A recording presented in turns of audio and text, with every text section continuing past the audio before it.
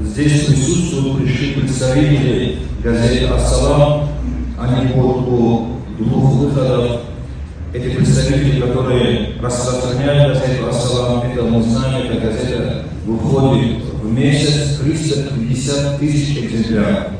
Это один из методов да'ва, призыва людей. Вместе те, которые приходят в мечеть, здесь читание проповеди, ведем уроки, вопросы, ответы.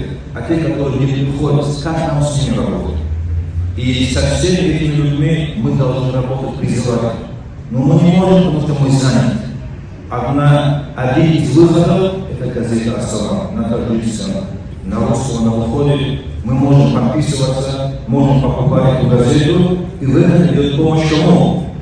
Печать этой газеты. Помощь идет представителям, которые целый день стоят, будто на метро или в других местах распространяют и дают, продают эту газету, чтобы распространять религию. Есть много примеров, которые мы сами видели. Русские, которые не знают, что такое ислам, читают эту газету, приняли ислам и используют ее. И также многие спрашивают, почему ее продают. Это же ислам, это религия. Что мы знаем, ее продают в целях того, чтобы обеспечить тех людей, которые распространяют, обеспечить авторов статей, которые пишут, чтобы пользоваться от этой газеты другим тоже. И мы знаем, что то, что не имеет цены, оно бывает ненужное, люди не ценят. И один из таких вопросов, который многие говорят, это же Дагестан, это не наше, нет. Там работают ученые, которые учились, я их даже видел, 30-20 лет более, которые изучали религию, которые знают религию от А до Я.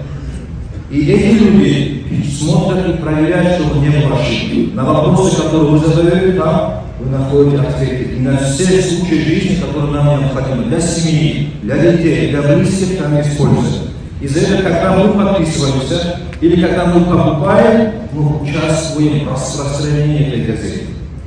И для нас это есть огромное благо, даже в судный день, если нас Всевышний спросит, почему ты не призывал своих братьев?